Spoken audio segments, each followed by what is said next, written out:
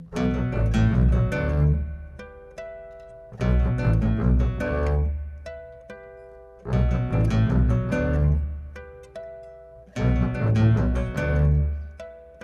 doctor Franz Mora nos va a presentar el día de hoy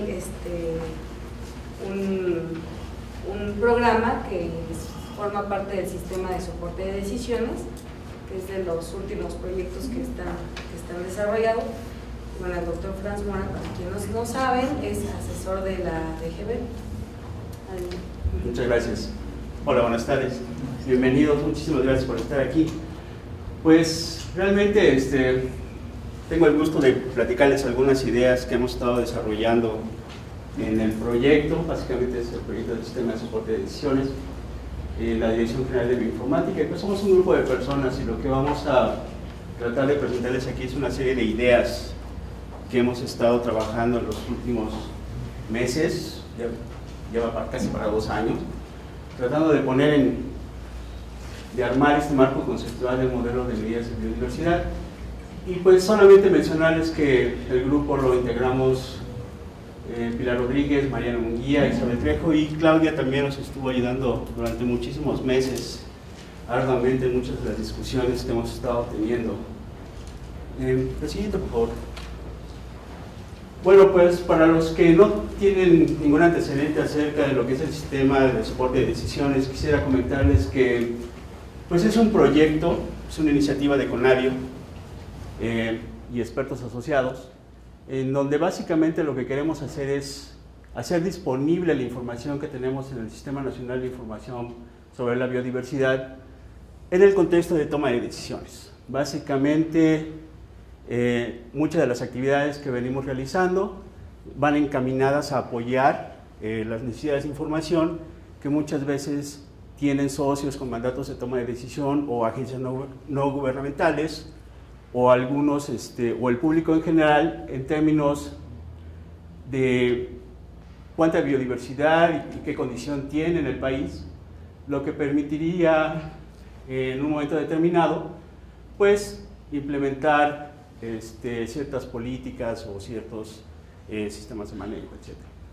Básicamente de lo que se trata es eso, hacer la información que tenemos en casa disponible, no en forma de datos crudos, queremos ir un poco más allá de eso, sino queremos básicamente ofrecer información que permita hacer análisis, evaluación o construcción de escenarios, ¿sí? En donde básicamente tendremos una interfase con usuarios, esto lo estamos pensando hacer vía web, en donde, como les decía,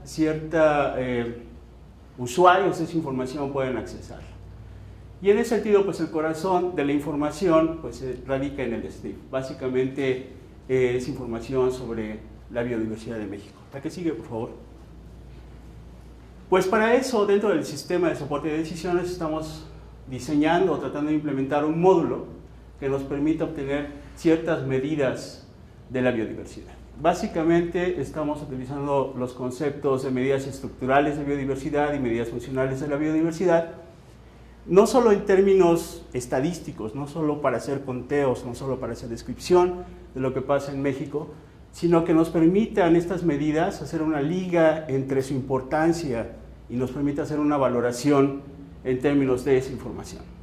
Y en ese sentido, pues paralelamente estamos desarrollando ciertos marcos de valoración que tienen que ver con la importancia ecológica, que básicamente creemos que podemos derivar medidas estructurales que nos permitan evaluar el estatus o la condición o la integridad o naturalidad de los ecosistemas, pero también ciertas medidas que podamos asociar a marcos de valoración económica.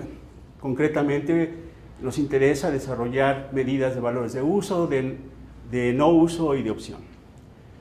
Y otros de los contextos en los cuales podemos también integrar marcos de valoración es considerar otro tipo de evaluación de la importancia a través de valores culturales. Por ejemplo, en este contexto también hemos discutido la posibilidad de integrar el conocimiento tradicional indígena o ver el ecoturismo o simplemente para investigación científica. La que sigue, por favor. Otro de los marcos también en los cuales es importantísimo desarrollar medidas de biodiversidad es en el marco de impactos ambientales, impactos ecológicos. Simple y sencillamente porque necesitamos definir cuáles son los receptores de esos impactos. Y en ese sentido, pues los receptores pueden ser especies individuales, o pueden ser gremios, o pueden ser procesos como anidación o uso de hábitat o depredación, o simplemente podemos evaluar los impactos en la abundancia de las especies. Y en ese sentido, pues es importante reconocer que cuáles elementos o cuáles receptores son susceptibles de evaluación, pues depende de la valoración misma, depende de qué tanta importancia le demos a cada uno de estos elementos para definir los receptores en la evaluación de impacto, pero también es importante definir qué tipo de impactos tenemos y qué tipo de efectos son los que van a resultar a partir de ese impacto. Otra de las cosas que tenemos que tomar en cuenta es cuál es la escala a la cual vamos a realizar estas evaluaciones. Y eso es importante porque al hacer el análisis a diferentes escalas, podemos entonces identificar el contexto o la significancia en la cual realizamos el impacto, pero al hacerlo a escalas más pequeñas también podemos identificar cuáles son aquellos componentes que explican lo que estamos viendo al nivel de la escala de observación. La que sigue, por favor. Y pues bueno, en ese sentido tenemos que empezar con una definición operacional de qué es lo que entendemos por biodiversidad. Y en ese sentido, básicamente cuando hablamos de biodiversidad, pues estamos hablando de la magnitud de la variación biológica que puede expresarse a diferentes escalas y que se describe por sus atributos. Y estos atributos pues, pueden ser componentes, patrones o procesos.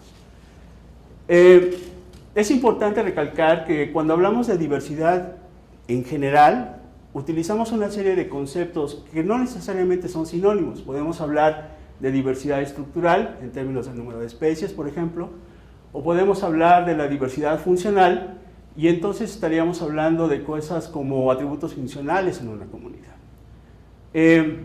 Sin embargo, estos conceptos emanan o han evolucionado a partir de las concepciones que tenemos de cómo percibimos esta variación biológica, que en principio es resultado de una diversificación evolutiva. Básicamente tenemos ciertas zonas ecológicas de origen que a través del tiempo dan como resultado una diversidad contemporánea en diferentes tipos de zonas ecológicas o de especies. También podemos ubicarla, darle una dimensión espaciotemporal que es dependiente de la escala geográfica y evolutiva, y entonces podemos hablar de diferentes niveles de biodiversidad. Y otro de los componentes es que podemos referirla en términos de su estructura, darle una dimensión jerárquica o en términos de complejidad que es dependiente de la escala ecológica. En un país como el nuestro, en donde todavía estamos en el proceso de descubrir cuál es la magnitud de esta variación ecológica al ir recopilando información sobre las especies, pues por definición no hay una medida completa de la biodiversidad. Básicamente no hay una medida simple que pueda describir en términos generales cuál es la magnitud de esta complejidad. Y en ese sentido, pues el concepto se vuelve un concepto complejo que es multidimensional, multiescala y es jerárquico. La siguiente, por favor. Bueno, pero ¿qué es esto de complejidad? ¿Qué es esto de ver la biodiversidad como sistema complejo? ¿Realmente qué es eso? ¿Cómo se come, no?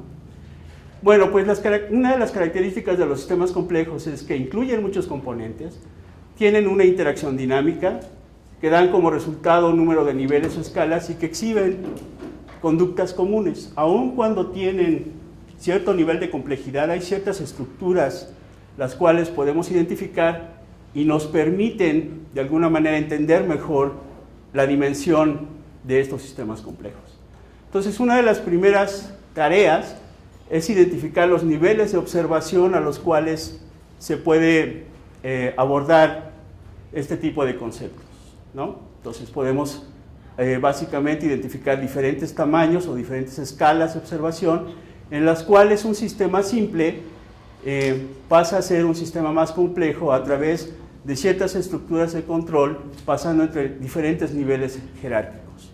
En la medida en que eso ocurre, pues hay una mayor complejidad a los niveles superiores, de tal suerte que cuando los sistemas simples empiezan a interaccionar no solo entre niveles, sino también entre los elementos que componen cada uno de los niveles, surgen propiedades emergentes. Y en ese sentido, un sistema complejo tiene una conducta emergente que no simplemente puede inferirse por la conducta de sus elementos. En términos dinámicos, los sistemas complejos tienen ciertas características cuando los vemos a través del tiempo. Por ejemplo, si un sistema simple es sujeto a una perturbación, puede resultar que alcance cierto otro nivel de organización en donde puede ser libre de la influencia de las escalas y puede tener una conducta a una escala mayor. Y en ese sentido puede tender al caos, pues su conducta puede ser impredecible dependiendo de la magnitud de la perturbación. Sin embargo, los sistemas vivos o los sistemas complejos vivos tienden a responder, tienen mecanismos de respuesta a las perturbaciones que les permiten reorganizarse y entonces alcanzar un nuevo nivel de estabilidad y en ese sentido pues evolucionan. ¿La que sigue, por favor? Bueno, en términos, ¿cómo podemos aplicar estos conceptos en términos de biodiversidad? Al reconocer que la biodiversidad es un sistema complejo como tal. Y entonces lo podemos escribir a diferentes niveles, que pueden ir desde genes hasta paisajes, y en los cuales podemos escribir atributos en cada uno de esos niveles a través de componentes o patrones y procesos. Y lo más interesante de esto es que al ubicarnos en cada uno de los niveles, podemos identificar qué patrones son los que debemos observar, pero también a qué procesos podemos asociar ese tipo de patrones. Y, bueno, tal vez la otra cosa que puedo mencionar es que en términos de su estructura jerárquica de la biodiversidad, pues hay un incremento en los niveles de complejidad ecológica que van desde componentes hasta procesos o a través de los diferentes niveles en los cuales describimos la biodiversidad. Bueno, en términos del sistema de soporte de decisiones, al reconocer que es un concepto complejo, pues no tenemos la capacidad ni la información para abordar toda la complejidad que el concepto representa. Entonces, por esa razón, básicamente nos enfocamos a dos niveles, o tratamos de desarrollar medidas de biodiversidad al menos a dos niveles, el que tiene que ver con ecosistemas y especies. Y en ese sentido, pues tratamos de capturar al menos parte de la complejidad de lo que representa hacer evaluaciones de biodiversidad a través del sistema de soporte de decisiones. Por cierto, esta va a ser la única laminita con fotos bonitas. De ahora en adelante van a ser puros dibujitos, porque entonces decidí ponerlas todas juntas, ¿no? La siguiente, por favor.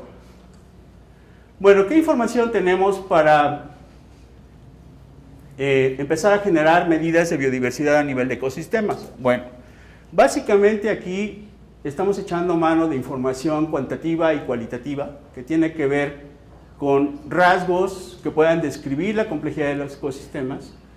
Y aquí lo estamos haciendo mucho en conjunción con el área de monitoreo de ecosistemas. Básicamente la información que estamos tratando de utilizar y de implementar en el sistema tiene que ver con la información que podemos colectar a través de satélites.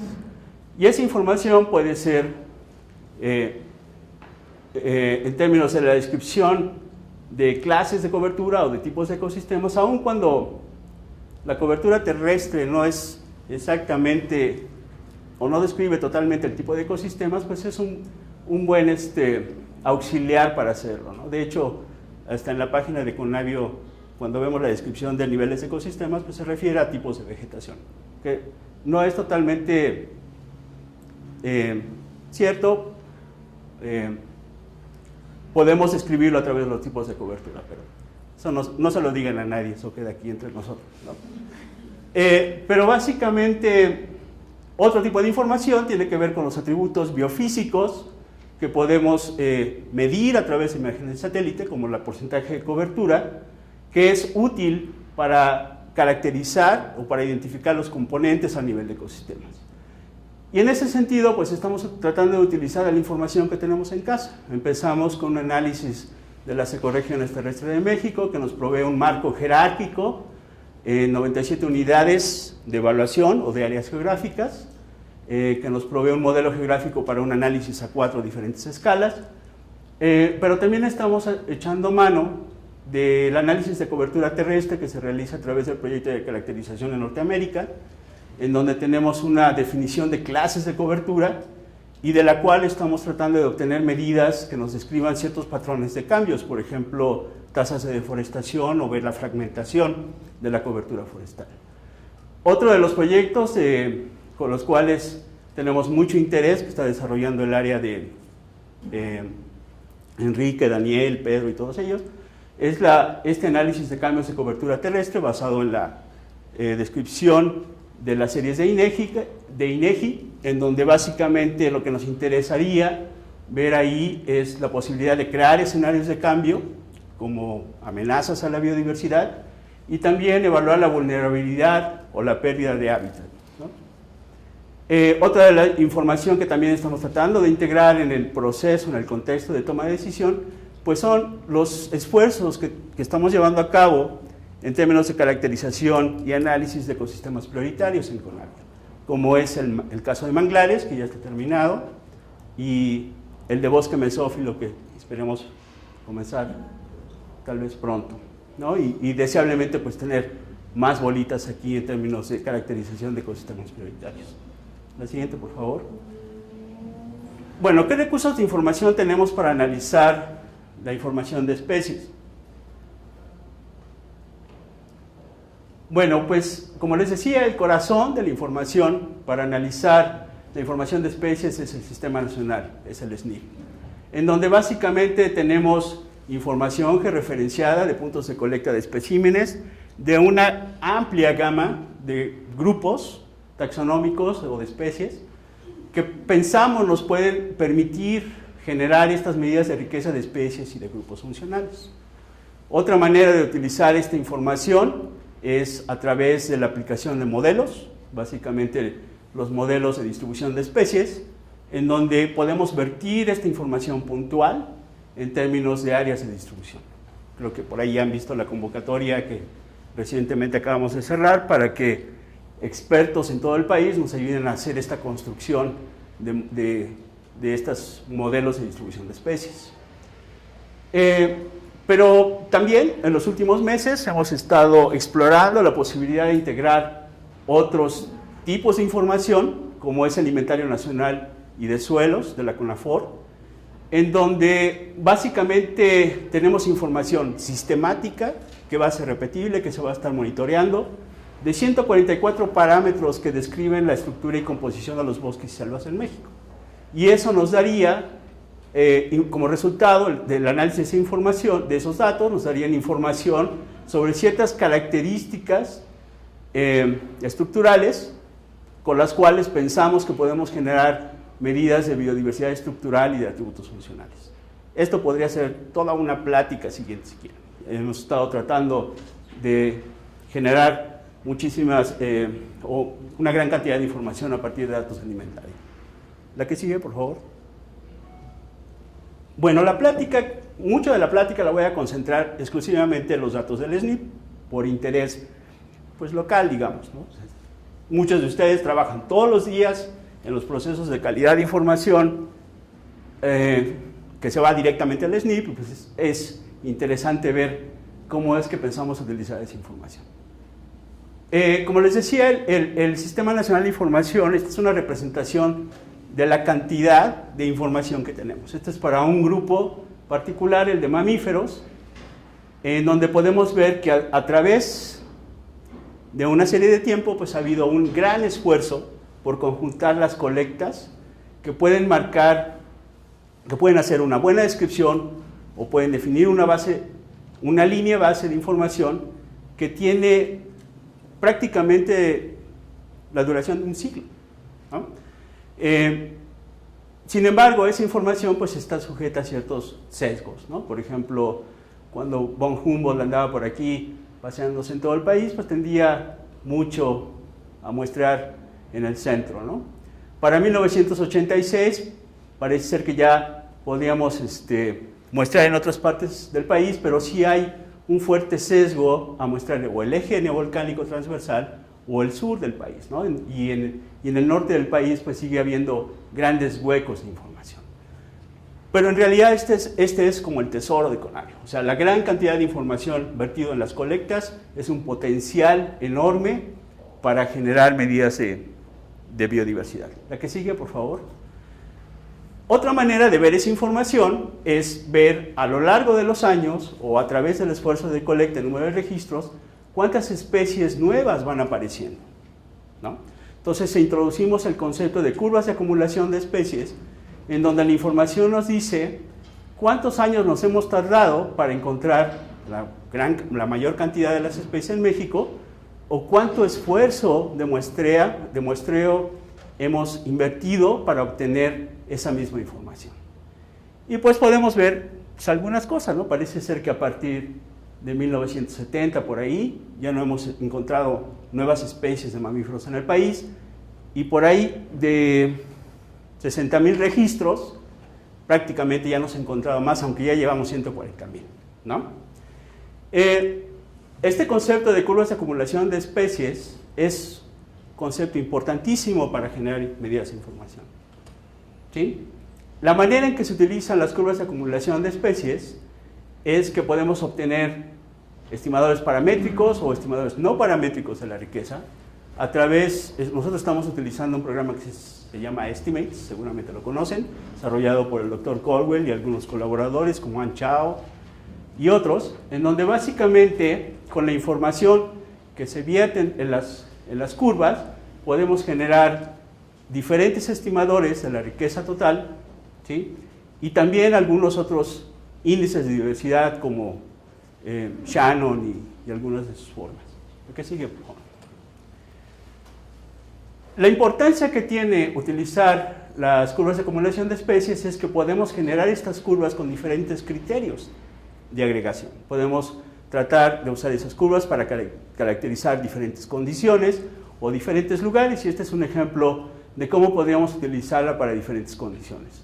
Por ejemplo, podemos seleccionar únicamente los registros que ocurren en zonas de vegetación primaria, claro, si le creemos a INEGI que esto es vegetación primaria, ¿no? Y entonces podemos obtener curvas que describan la variación para todo el país, y la curva azul sería la curva que estaría asociada con los registros en vegetación primaria, que si ven, más o menos sigue el patrón de todos los registros en el país. Y eso es bueno porque quiere decir que todas las especies que estamos encontrando en zonas de vegetación primaria son representativas de todas las especies en el país.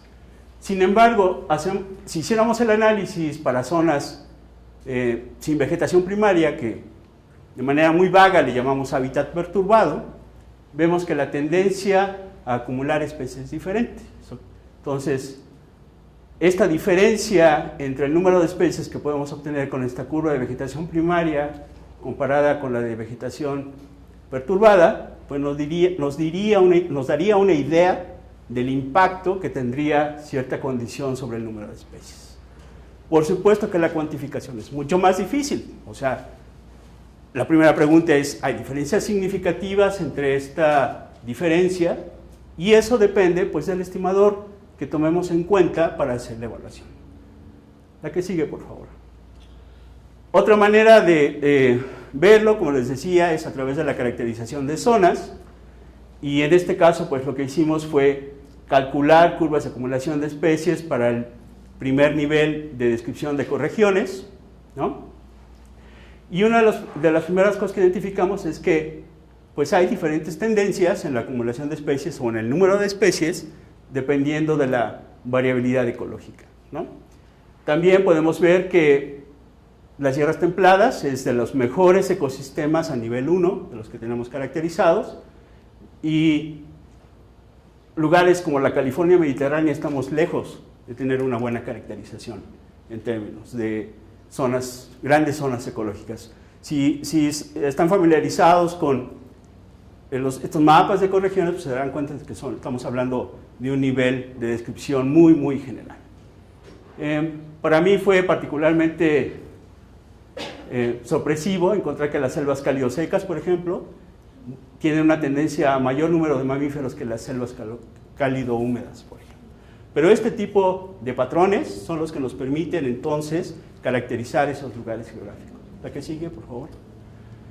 Y bueno, entonces a través de la aplicación del concepto de acumulación de especies, que lo podemos hacer para diferentes grupos taxonómicos y que nos permite comparar cuantitativamente las diferencias entre los grupos, pensamos que podemos obtener estimaciones de la biodiversidad a 3 niveles.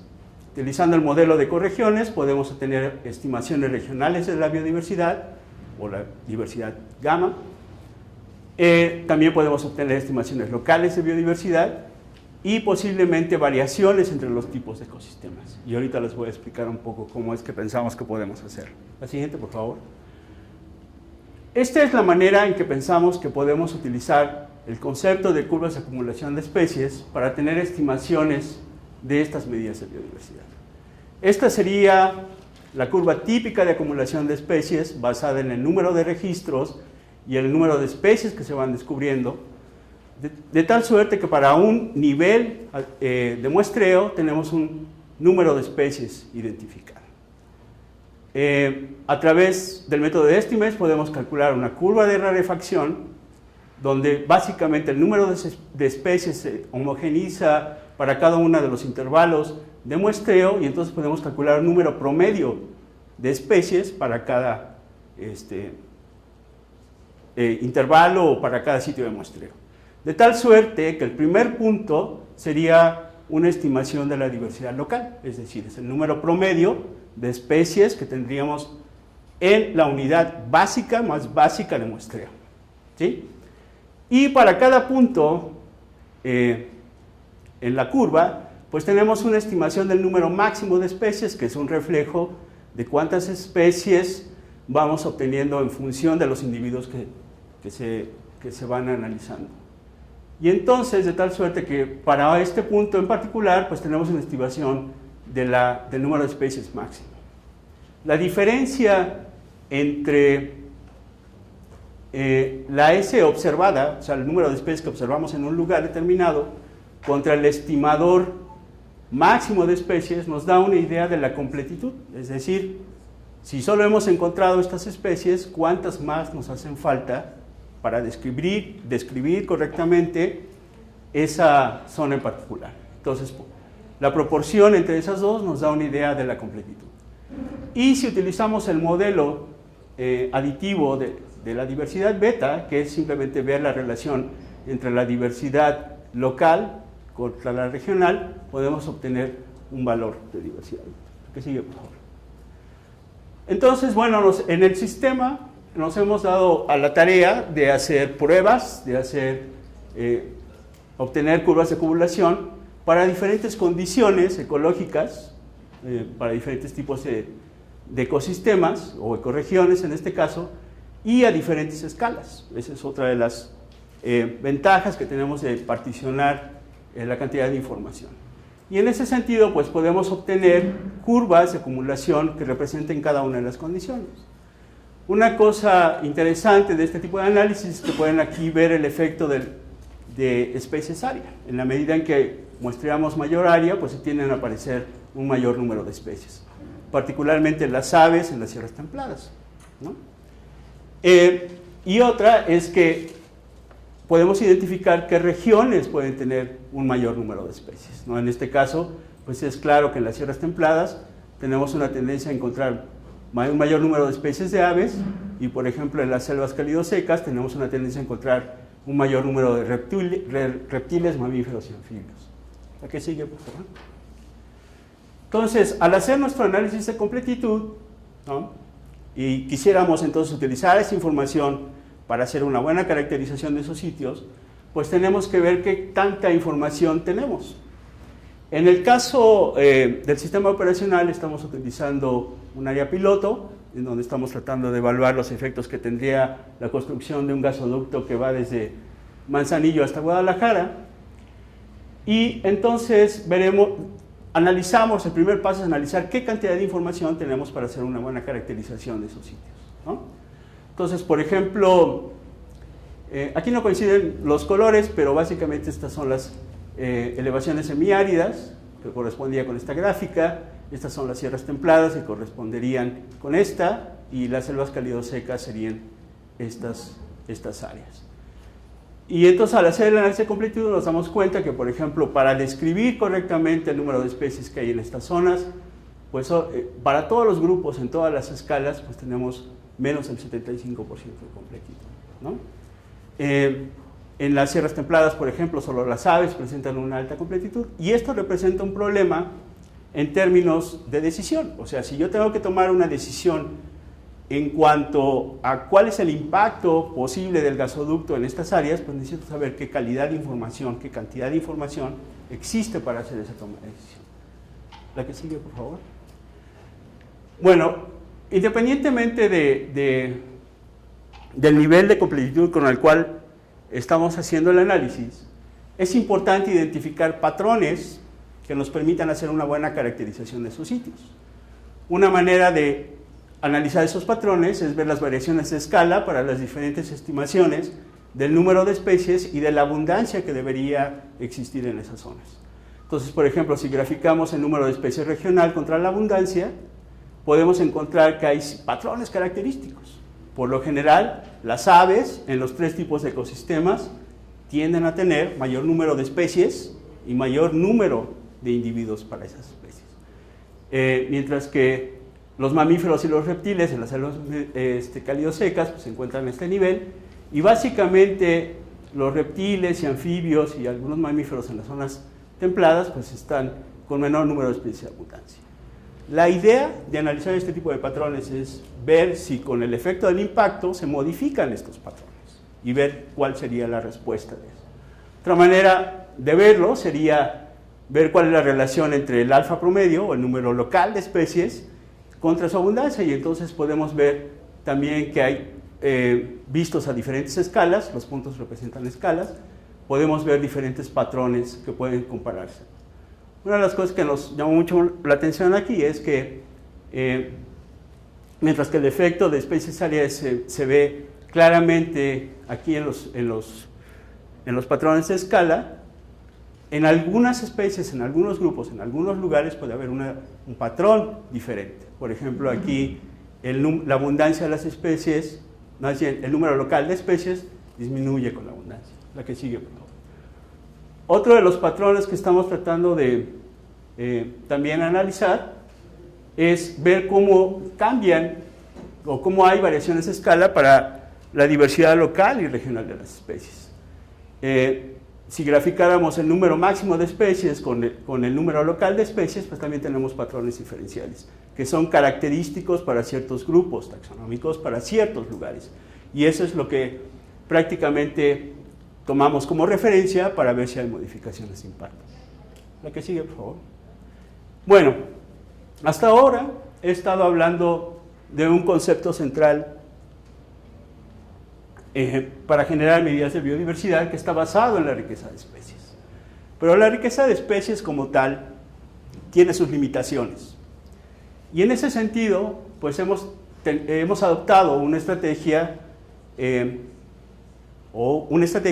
para tratar de obtener mucha mayor información a partir de la riqueza de especies, que es este concepto de desconstrucción de la riqueza, que básicamente tiene que ver no solo ver cuántas especies en total hay en un lugar, para una localidad dada, sino que utilizando los conceptos de agrupación, podemos ver entonces la riqueza por grupos, ¿sí? Que pueden ser grupos taxonómicos, o pueden ser grupos de interés, como los endémicos, o simple y sencillamente los que están en la norma oficial, o tratar de llevarlo hasta el nivel de descripción de grupos funcionales.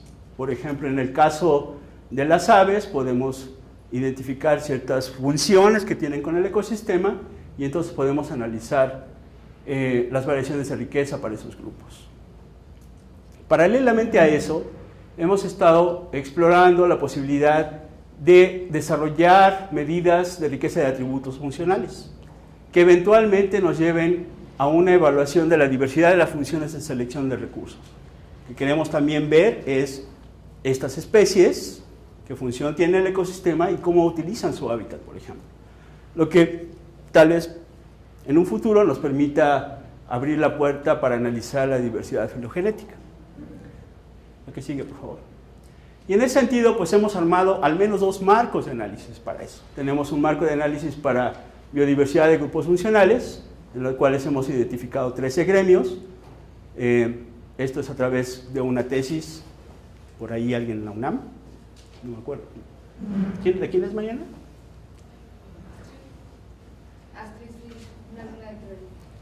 Que nos ha permitido tener un marco de referencia adecuado para tratar de ver si con los datos del SNP podemos obtener una caracterización de grupos funcionales, la que sigue.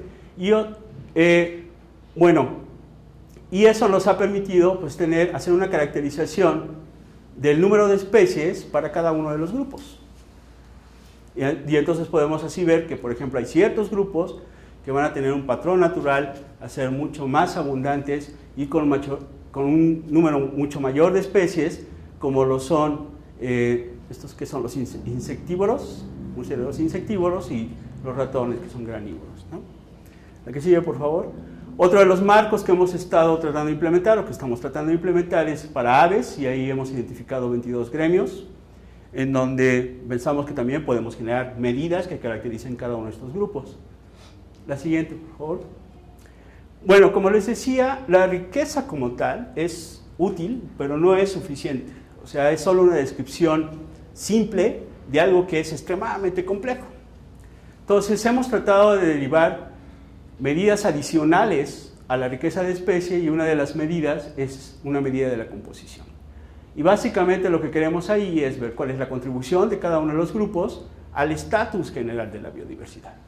Entonces, por ejemplo, para una zona dada con cierto nivel de heterogeneidad en términos de abundancias y de especies, podemos calcular cuál es la proporción de cada una de las especies para todo el sistema en general, pero también podemos ver la contribución de cada uno de los grupos a través de la relación de la probabilidad de ocurrencia de cada una de las especies en los grupos referida con la probabilidad de ocurrencia para la totalidad de una zona en particular, la que sigue. Y eso nos ha permitido ver la contribución, por ejemplo, de grupos funcionales al estatus de mamíferos. En el caso del gasoducto, que es el que estamos trabajando, pues vemos que hay el grupo funcional que tiene una mayor contribución al estatus de biodiversidad, pues son los insectívoros voladores, y los que tienen menos por su relación de abundancia y número de especies, pues son grupos funcionales como los piscívoros y los frugívoros herbívoros.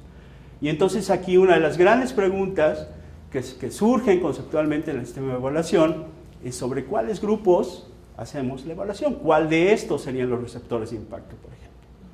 ¿Serían aquellos que tienen una mayor contribución al estatus de la biodiversidad? ¿O sería aquellos que por su condición de abundancia y número de especies tienen mayor vulnerabilidad al impacto? Y otra vez volvemos al esquema de cuál sería la mejor forma de valoración de esos grupos para decidir cuáles entran en evaluación de impacto. La que sigue, por favor. Otra de las medidas que hemos estado utilizando pues es la medida de entropía.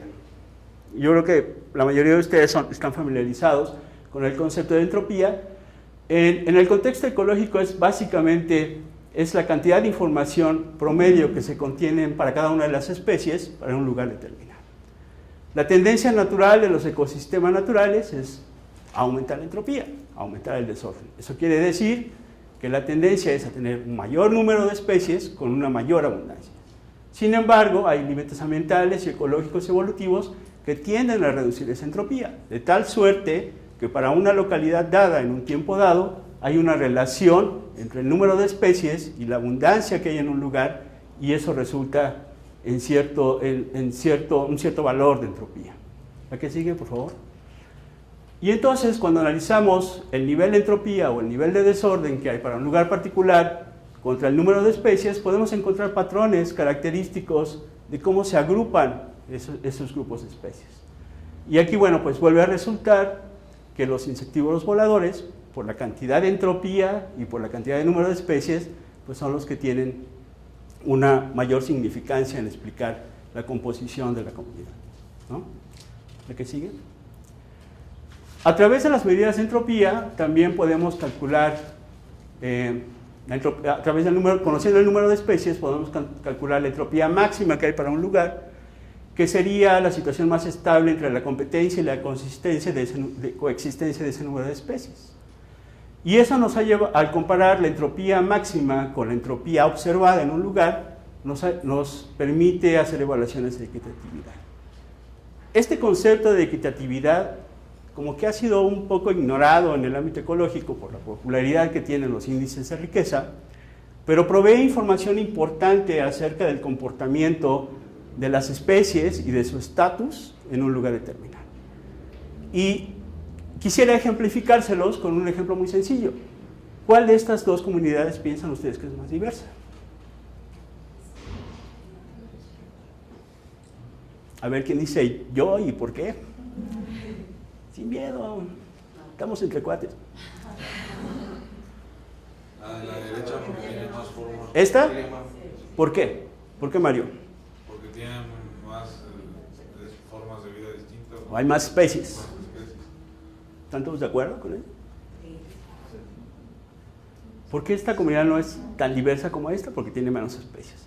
Bueno, eso refleja el sesgo que tenemos para ver la medida de biodiversidad. ¿Puedes poner, por favor? Aquí tenemos 20 individuos, en las dos tenemos el mismo número de individuos y tenemos número diferente de especies, pero tenemos índices de Shannon diferentes. ¿Por qué? Bueno, voy a tratar de explicárselo. Si me hago bolas, pues bueno. Básicamente la idea es que si yo muestreo esta, para saber cuál de las dos es más diversa, pues tendría que ir y muestrear, ¿no? Si yo voy a esta comunidad y saco un individuo, la probabilidad de que saque un individuo de las diferentes 4 especies es la misma, ¿sí? Aquí no. Si saco un individuo, seguramente va a ser un arbolito. Si vuelvo a sacar otra muestra y la primera fue un arbolito, seguramente la segunda va a ser otra especie, ¿sí? En este caso, no. Posiblemente vuelva a ser otro arbolito, ¿sí? Y así, sucesivamente, de tal suerte de que en la medida que voy mostrando más esta comunidad, pues aquí me van a salir más especies, si la tomando en cuenta de que no conozco la totalidad de los elementos de la comunidad. Así es que equitatividad es un concepto importante para referir biodiversidad, ¿sí? ¿La que sigue? Y esa característica ha llevado a que la entropía de Shannon es una medida útil, pero no es una medida muy precisa para saber qué tan diversa es una comunidad. Entonces, si tomáramos en cuenta la equitatividad dentro de las comunidades, eso nos llevaría al concepto de números equivalentes, que es simplemente, si yo tengo una entropía dada, ¿cuántas especies habría para ese nivel de entropía si todas tuvieran abundancias similares? Y esto ha llevado al concepto de la comunidad virtual, en donde esta comunidad tiene un número equivalente de especies para este nivel de entropía. El problema con esa aproximación es que perdemos la identidad de las especies. No sabemos qué especies son, pero podemos comparar diferentes comunidades con diferentes niveles de abundancia. Otra forma o otra medida que hemos estado explorando para la generación de medidas en el sistema de soporte de decisiones es la entropía espacial. Perdón.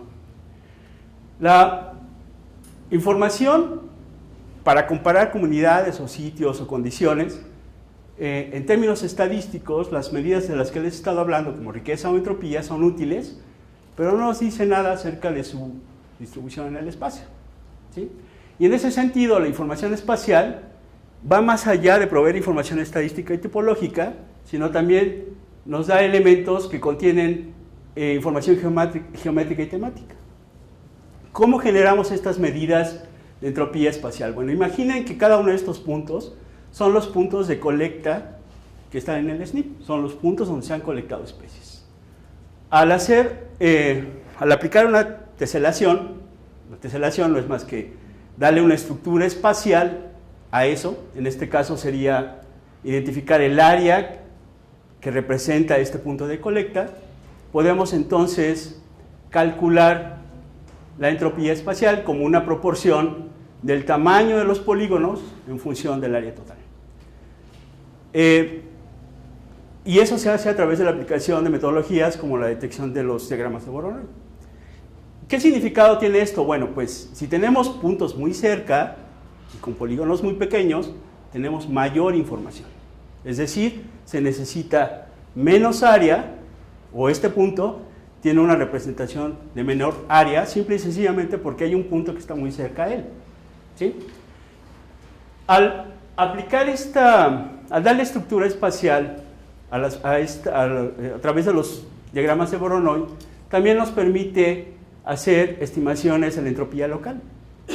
Para cada uno de estos polígonos yo puedo tener ciertos atributos o características, como pueden ser el número de especies o puede ser la abundancia de las especies, y entonces puedo calcular cuál es la probabilidad de que los vecinos tengan los mismos valores, de que tengan los mismos valores en abundancia o que tengan los mismos valores en especies. Y eso nos permite obtener una medida de entropía local, que es básicamente la entropía de vecindario, es la entropía entre grupos. Y otra entropía global, que sería la información geométrica de la totalidad de información en los mapas. Oye, Fran, aquí me surge una duda. ¿Qué pasa con esas especies que son muy movibles o con aquellas que son muy sensibles cuando utilizas este tipo de...? Por supuesto que tiene que ver. Sí. Pero hay que recordar que la información, los datos que tenemos son en puntos, ¿no? Entonces, puede ser que la probabilidad de ver una especie en un lugar determinado, pues tenga que ver con el tamaño de su ámbito, ¿no? Entonces, para zonas, más bien para especies que son difíciles de detectar y que tienen rangos geográficos de distribución muy grandes, pues por supuesto nos van a salir los puntos muy espaciados. Y la medida de la diversidad espacial, pues va a salir diferente a que si estoy muestrando una especie que tiende a ser gregaria y tiende a concentrarse en ciertos lugares. Estoy pensando en lo acuático, que ahí tiene unas movilidades muy grandes. Ajá. Las especies, ¿no? Eso puede ser como más complicado. Bueno, lo acuático es definitivamente otro business, ¿no? Pero tiene razón, son cuestiones que hay que considerar cuando interpreta uno los valores de las medidas, ¿no? Pero en este caso, a lo que voy, y ahorita les voy a explicar, es a la construcción de un concepto que es contenido de información espacial, en donde la entropía espacial es importante. Entonces, déjame llegar ahí, si quieres lo retomamos. Entonces, esta información es una medida indirecta de la cantidad de información que tenemos sobre los patrones de distribución de las especies. Es básicamente el punto que quiero hacer aquí. Siguiente.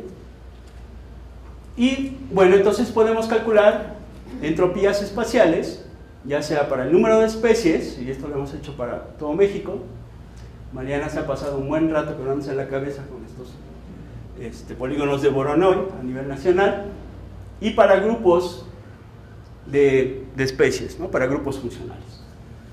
Este es bien interesante porque si analizamos cuál es la relación entre el número de especies y el número de grupos funcionales, este es el tipo de relación que tenemos, en donde quiere decir básicamente que a mayor cantidad de grupos funcionales, mayor número de especies, o al revés, ¿no? Pero cuando analizamos su relación de entropía espacial, vemos que son completamente independientes, ¿sí? ¿Qué quiere decir eso? Pues lo que quiere decir es que si tenemos una base de datos geográfica en donde tenemos cierto nivel de contenido de información espacial para las especies, no necesariamente tenemos una buena representación para grupos funcionales o viceversa. Entonces, ¿cuál es la opción? ¿Tenemos que ir y mostrar grupos funcionales? ¿O cómo sería la relación? También lo importante de estos mapas de entropía espacial es que podemos identificar aquellos lugares en donde tenemos poca información. A final de cuentas, entropía referida en términos de información, pues nos dice dónde aunque hemos colectado, hay poca información, ¿no? Entonces, eso está referido aquí por las zonas rojas, ¿no? O sea que si yo tuviera que ir y muestrear más acerca de especies o de grupos de especies, pues iría a esas zonas, básicamente, ¿no? La que sigue. Franz, algunas preguntas o dudas. Para la construcción de los polígonos de Voronoi, ¿qué medida usaron? ¿El número de especies, abundancia? Las dos, abundancia y número de especies, como cada, medidas de densidad. Por cada punto de colecta del SNI, ¿no? Es una medida de vecindario. Si quieren lo vemos más detalle después. Pero básicamente la entropía que está referida para cada polígono refleja el vecindario, o sea, los polígonos que están en su alrededor. Sí, bueno, pero para la construcción de un polígono tú te basas en un punto. Así es. Y la distancia que hay respecto a otro punto, y hay una medida, que no solamente la distancia entre punto y punto, sino a lo mejor una medida de riqueza o una medida de abundancia o alguna otra medida. Sí, ¿no? la estructura Sería espacial, Z, el número de polígonos, ¿no? el número de polígonos aquí está exclusivamente asociado con la distribución de los puntos en el espacio. Pero para calcular la medida de entropía necesitas una medida de densidad, y en este caso puede ser o el número de colectas que hay en los polígonos o el número de especies que hay en los polígonos. ¿Qué lo vemos después?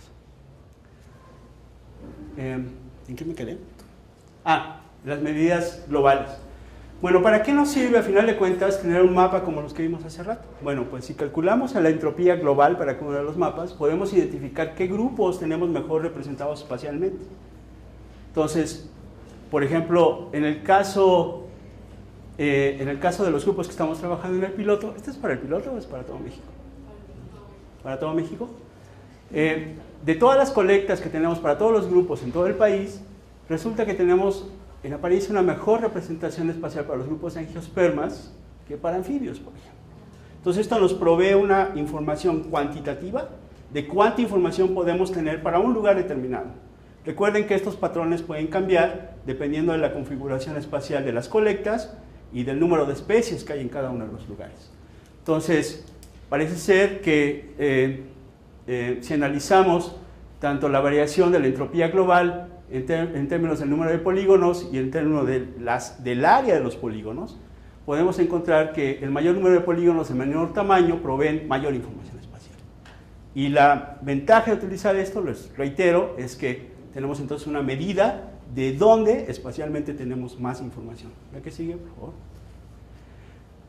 Esto también lo hemos hecho para grupos funcionales de aves y hemos encontrado, no sorpresivamente, que los insectívoros bajo dosel, que son, imagino, los gorriones y todas esas cosas, tenemos una mejor representación e información espacial que las rapaces, por ejemplo, ¿no? Entonces, otra vez, estos patrones van a ser característicos para las áreas de evaluación y nos van a permitir comparar con qué nivel de información podemos hacer ciertas inferencias acerca de la biodiversidad. La que sigue, por favor. Bueno, básicamente, este es nuestro esquema mental de cómo estamos utilizando todos estos conceptos para vertirlos en el sistema de soporte de decisión. Y el concepto central es este contenido de información espacial. Estamos tratando de desarrollar medidas que nos permitan evaluar para un lugar determinado, para una condición dada, cuál es el contenido de información espacial que tiene implicaciones importantes para el mapeo de la biodiversidad, ¿sí? En ese sentido, pues esperamos que a través de la evaluación del contenido de información podamos integrar la información, porque al final de cuentas la información que va al sistema de soporte de decisiones, hacer un sistema de soporte espacial, son mapas de lo que tenemos en las colectas y necesitamos saber qué nivel de incertidumbre tenemos acerca de esos mapas, cuánta información contienen esos mapas básicamente, pues con la idea de tener una mejor toma de decisión. El contenido de información pues se construye a partir del concepto de entropía, ¿sí? En donde podemos aplicar un modelo espacial y entonces podemos tener medidas espacialmente globales o locales, ¿no? Que son un reflejo de los diferentes grupos o de las diferentes formas que podemos analizar la entropía, ¿no? Que se construyen a través de los polígonos de Voronoi, que nos dan una idea acerca de las áreas de distribución y que se obtienen a partir de los puntos de colecta del SNP, pero que en realidad reflejan información sobre las especies o abundancia. La que sigue, por favor. Y bueno, en ese sentido, el proceso de análisis en el módulo de medidas de biodiversidad, pues es un proceso en etapas, ¿no? En donde básicamente hay una primera etapa de encuadre, ¿no? Que nos permite definir adecuadamente el problema, y es donde básicamente definimos acciones, cuáles son las acciones de impacto, por ejemplo, cuáles son los receptores de ese impacto, definimos cuáles son las escalas espaciotemporales de análisis, ¿sí? Y anticipamos una serie de efectos. Esto requiere que haya información o haya conocimiento científico suficiente para hacerlo en las áreas en las cuales se hace la evaluación. En donde, una vez hecho eso, en la siguiente etapa es generar esas medidas de biodiversidad, que pueden ser medidas de entropía espacial o pueden ser medidas de biodiversidad, pero a diferentes escalas y que nos permitan obtener una condición de referencia. Y básicamente ahí lo que hacemos para esa etapa es aplicar una serie de modelos cartográficos en donde nos permite obtener la jerarquía a la cual vamos a referir esas medidas de biodiversidad y donde hacemos una evaluación, una primera evaluación de la cantidad y calidad de información a través de los niveles de completitud, con la idea de que posiblemente después podamos hacer una descripción de los componentes más importantes en esos lugares y nos permita obtener ciertas salidas en términos de medidas de la biodiversidad. ¿Qué sigue? Bueno, ahí estamos. ¿Qué sigue? ¿Hacia dónde vamos?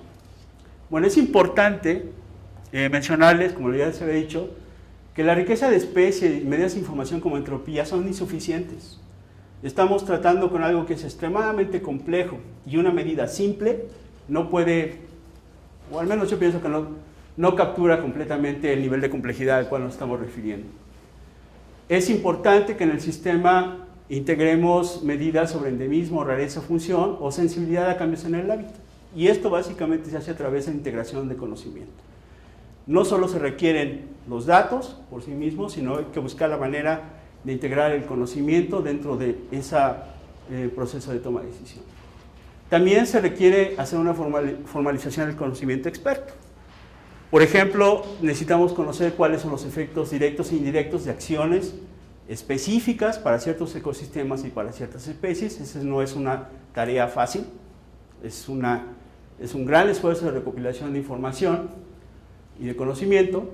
Otra de las cosas que queremos hacer es analizar la vulnerabilidad de especies a modificaciones del hábitat. Hay muy poca información en México que nos permita decidir o nos permite identificar cuáles son las especies que son más vulnerables a tales o cuales acciones.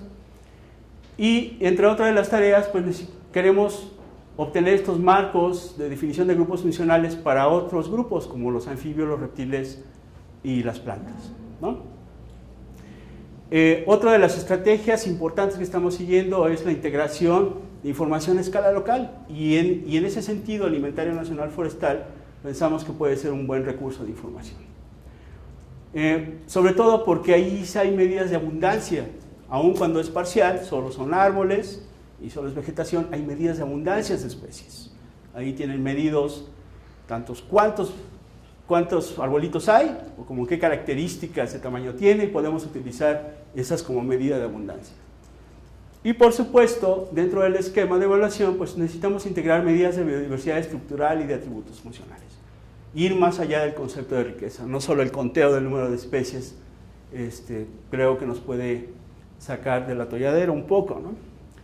Y a final de cuentas, esta integración de esas medidas con medidas de diversidad de ecosistemas e integridad ecológica. Y en este sentido también tenemos esfuerzos importantes para sacar estas medidas de ecosistemas, que si quieren después alguien de nuestro grupo puede platicarles cómo estamos haciendo eso, y también cómo estamos manejando el concepto de integridad ecológica para asociarlo en el contexto de las medidas de biodiversidad. Y creo que eso es todo. Entonces, si tienen alguna pregunta, Sergio. Oye, imagino que vayan a utilizar también más adelante los ecosistemas marinos, ¿no? Vayan a incluirlos también. No. Por favor. No, el agua moja. Te mojas con el agua. No, ya lo había mencionado alguna vez, ya me hicieron la pregunta. Sí. El sistema de evaluación ahorita es para ecosistemas terrestres, Okay. Pero eventualmente nos gustaría empezar a platicar contigo para ver si podríamos darle otra dimensión. Aunque eso yo lo veo muy a futuro. Este sistema de soporte de decisiones, imagino que tenga que tener una plataforma de análisis como lo están concibiendo. Al final, Así es. La idea es, como planteaste al inicio, hacer algo en la página web, ¿no? Así es. Interactivo. Mi pregunta es, ¿tienen concebido también algo así como un software, el cual una aplicación gratuita que uno pueda descargar o tener y hacerlo independientemente de que sea por la página web de manera preliminar o no? Sí, a ver, el sueño guajiro es que hagamos mapeo web. ¿Sí? Ese es el sueño web. Muchas gracias. Sí. O sea, como nos imaginamos, que tú vas a llegar vas a entrar a Conavio, a la página no sé dónde, y vas a empezar a crear tus encuadres de evaluación, vas a definir tu problema, vas a jalar la información del SNF y tú vas a construir, tú vas a hacer el mapeo en la web. ¿Por qué? Porque no podemos pensar en una aplicación específica, no podemos pensar en una aplicación ad hoc, porque en términos de evaluación de amenazas a la biodiversidad, pues son muchas cosas las que hay que evaluar. Ahorita lo estamos ejemplificando con un problema de rasgos lineales que tiene que ver con construcción de oleoductos, carreteras, cosas así, pero pueden ser cosas como cambio de uso de suelo, pueden ser cosas como fragmentación de bosques, cosas por el estilo, y que pueden ser a diferentes escalas, ese es el problema. Lo que estamos tratando de tirarles un poco a que prácticamente puedes hacer lo que se te ocurra para lugares determinados. Claro que eso tiene sus limitaciones, ¿no? Pero ese es el sueño guajiro, hacer mapeo web. ¿Cómo lo estamos desarrollando? Bueno, el proceso en el que estamos ahorita, si se dan cuenta, es de pensar mucho, pensar qué características va a tener ese sistema, si hablamos de que hay que construir marcos de valoración con medidas de biodiversidad, ¿cómo ir generando todo eso? La plataforma con la cual lo estamos haciendo es con ArcGIS ahorita. Estamos tratando de desarrollar scripts y modelos cartográficos, como yo le llamo, para que puedan hacer estas tareas de manera recurrente, para que puedan hacerse evaluaciones de medidas de biodiversidad a diferentes escalas, con diferentes tamaños, etc. Es sobre una plataforma SIG, ahorita, en términos, digamos, operacionales para nosotros. Pero no va a tener esas características. No vamos a soltar una aplicación en ArcGIS para que alguien lo haga, no. Ese es no sé si se conoce. Y en cuanto a los tiempos, o sea, ustedes tienen tiempos de, por ejemplo, de presentar ya tiempos de cada uno de los pasos que... ¿De desarrollo? De desarrollo. Al final, o sea, en 10 años, o ¿en cuándo piensan ustedes, para dar una idea aproximadamente de los tiempos, ¿no? ¿Me estás preguntando cuánto tiempo va a tener trabajo en Conavio? Mira, eso ya lo he explicado también en otra plática, pero básicamente ahorita estamos en la construcción del know-how, ¿sí?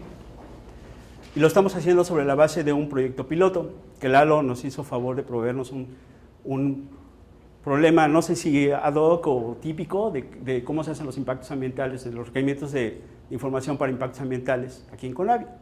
Pero ha sido muy interesante, es bien complejo. Es un gasoducto que es extremadamente grande, va desde Manzanillo hasta Guadalajara, y que además va a haber una tendencia importante a tener ese tipo de obras. Pemex está cambiando la manera en que va a ser la refinación en México y se está apoyando mucho en la refinación a través de gas. Entonces estos gasoductos van a proliferar si los dejamos en todo México. ¿Sí?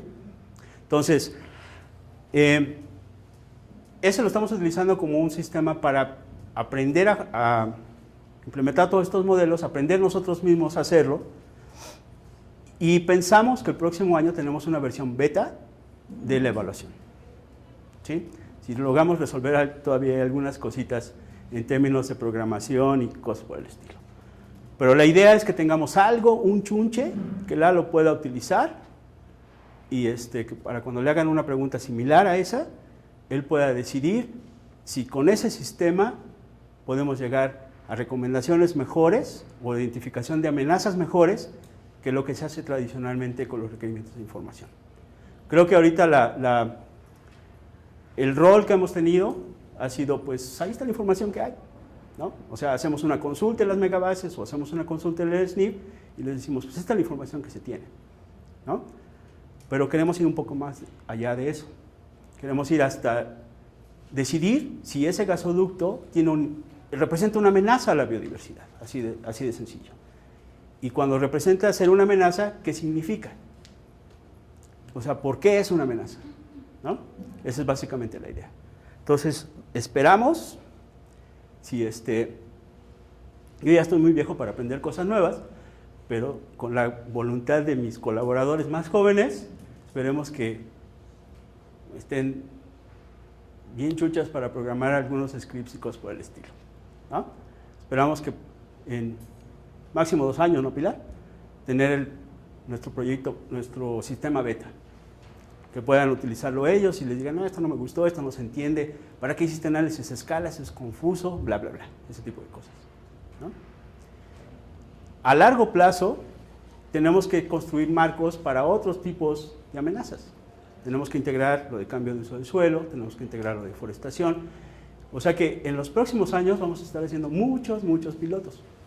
Son bienvenidos a integrarse si quieren. Si quieren jugar con ese tipo de cosas o integrarse en la discusión de cómo le entrarían, por ejemplo, identificar amenazas cuando son impactos de área y de área más grande, que posiblemente llevan a un nivel de complejidad mayor, bienvenidos, ¿no? Y lo marino, pues yo creo que si convenzo a mi hijo de que estudie biología y se mete en este rollo, pues trabajarás con él, porque yo no lo veo así que pase a futuro, no, realmente no pienso que pase. Una última pregunta, ¿los antecedentes de este tipo de trabajo en el planeta? Pocos. Sistemas de soporte de decisiones son pocos, y déjenme decirle una cosa, no funcionan. No funcionan. Y una de las cosas por las que no funcionan es que son demasiado complejos. Requieren un nivel de conocimiento, no puede llegar a un tomador de decisiones, o sea, imagínense alguien en Semarnat haciendo este tipo de evaluaciones. Y ese es otro de los retos.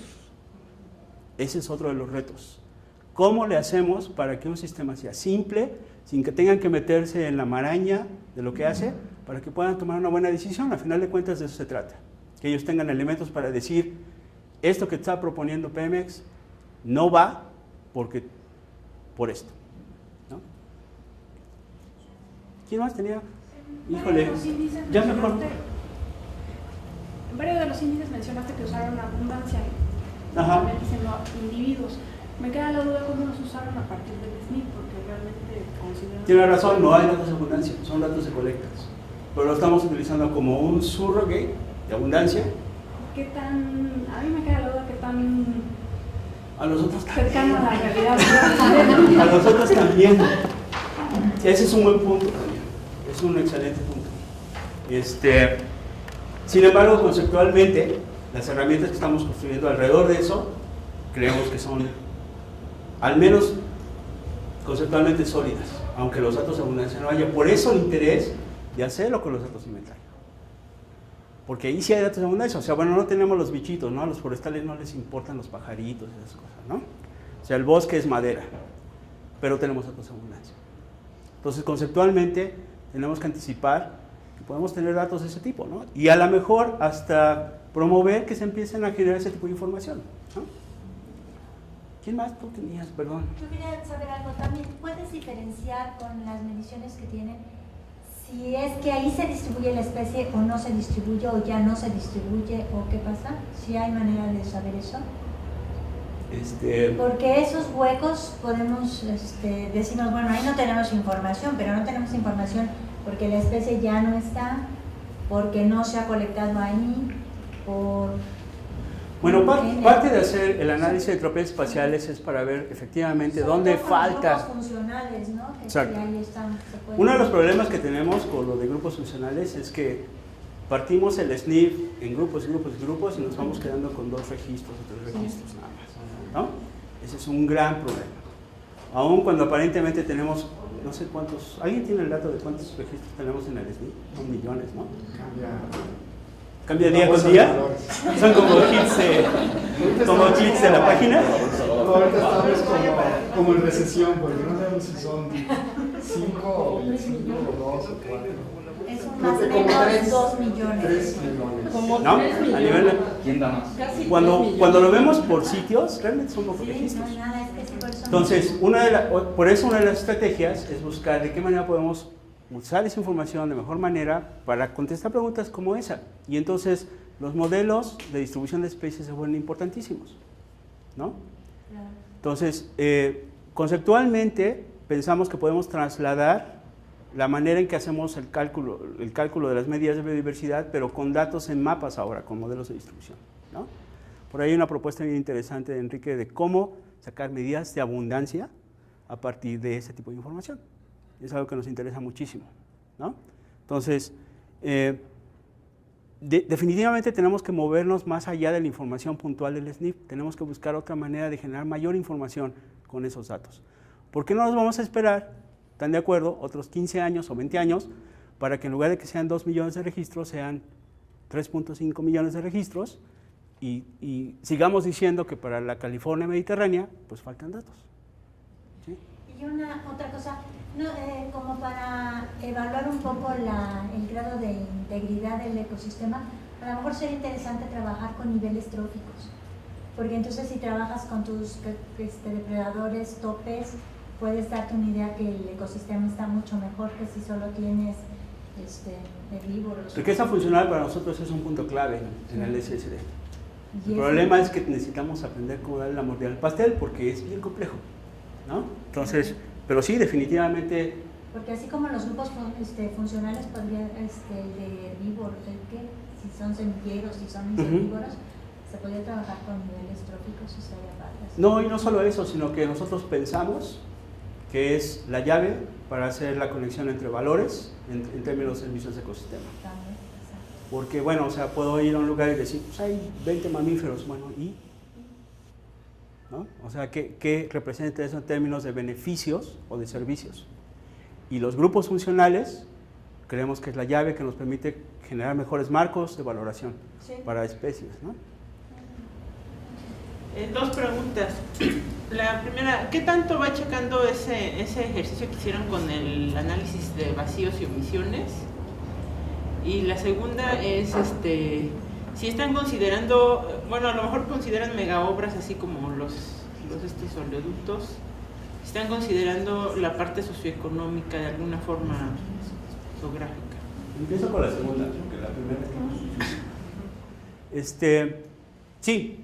De hecho, en el marco de evaluación hay una caracterización del entorno geográfico y esa no solo tiene que ver con los bichitos, tiene que ver con las personas que utilizan los recursos. Entonces, eso nos permite, o bueno, esa caracterización nos va a permitir generar escenarios de evaluación. ¿Qué pasaría si la producción de agave disminuye? Bla, bla, ese tipo de cosas. Pero ese es tema de otra plática. Lo segundo es, no lo hemos hecho. No sabemos exactamente qué correspondencia hay entre lo que ya se ha hecho con lo del GAP, por ejemplo, y lo que estamos sacando, porque ese no es el propósito. Estamos tratando de integrar la información de GAP y otro tipo de cosas. Por ejemplo, todo el trabajo que ha desarrollado Melanie en términos de impacto, para nosotros es importantísimo. De hecho, estamos utilizando su marco de evaluación de impacto como una manera de establecer condiciones actuales de impacto para hacer el análisis de impacto acumulativo. También hemos desarrollado otros índices de impacto con los datos del Inventario Nacional Forestal, pero una comparación lado a lado de cómo resulta a través del análisis de vacíos, no la hemos hecho y no creo que la vayamos a hacer, para ser honesto. Si la información que generamos de manera colateral sirve para ese tipo de cosas, adelante, por supuesto que se puede usar, ¿no? Pero no, o sea, tal vez solo por curiosidad podríamos hacerlo, aunque utiliza metodologías diferentes y ese es uno de los problemas, ¿no? Por ejemplo, para la de análisis de vacíos, a lo mejor Tania me puede corregir, está hecho con los GARPs, ¿no? Con los modelos de distribución, precisamente por el problema de que no hay colectas suficientes. El objetivo es otro, ¿no? O sea, hay una ponderación o valoración diferente a como la estamos tratando de hacer, ¿no? Acuérdense que en el sistema de soporte de decisiones estamos tendiéndola hacia lo local, hacer evaluaciones locales. Y en la medida en que nos vayamos más localmente, tenemos problemas sobre todo de información, se hacen poquitos datos para hacerlo. Pero ahí Yo no descartaría lo del GAP, perdón. No lo hemos descartado, no lo hemos descartado. Porque finalmente esos son sitios que están identificados como que tienen condiciones de alta biodiversidad. Así es. Entonces puede ser como una capa más que te dé para decidir si ese espacio ahí hay que conservarlo o no. Así es. Más meterlo En términos de integridad, nos puede dar mucha información, y sí lo estamos utilizando en ese sentido, sí lo estamos utilizando como referencia. También está, por ejemplo, para el GAP del Bicontinental, se priorizaron todas las amenazas, o sea, están priorizadas, y entonces eso yo creo que también puede ser Así es. muy útil para poder decir, bueno, ¿a qué le vamos a dar más peso? Si a la agricultura, o a la de riego, o la de no riego. Que es espacialmente diferenciado, ¿no? Y el GAP provee ese tipo de información. Exacto, que yo creo que eso finalmente son elementos que se pueden ir incorporando en un momento dado. Así es. A tomar Además que somos decisiones. poquitos, acuérdense que somos 3 o 4. No, si no, estamos presionando, solo sugiriendo. Bueno, si no tienen otra pregunta, les Nada agradezco. más una A aclaración ver. que el SNIP sí puede tener potencialmente más información de abundancia, porque el hecho de que no esté en las megabases que seguramente tomaron no quiere decir que no exista en las bases originales de la que se extrae la información, porque en 1997, 98 que se empezó a hacer esa recopilación de información del SNIP, solamente se tomaron campos Algunos pues, campos obligatorios y algunos campos requeridos, pero probablemente no se tomaron los de abundancia, pero no quiere decir que no existan en las bases originales, o sea que se podría rescatar. Sí, de acuerdo. El problema es que no es sistemáticamente para todas las colecciones y para todos los grupos, ¿no? Pero tiene razón. Tal vez lo que habría que pensar es una estrategia para tener para generar ese tipo de información, ¿no? Se Yo puede estoy solicitar al nuevo SNIP que por favor les extraigan ese campo en las bases originales que lo tienen. Habla con Raúl y convéncelo. Bueno, si no hay más preguntas, muchísimas gracias por perder su tiempo conmigo.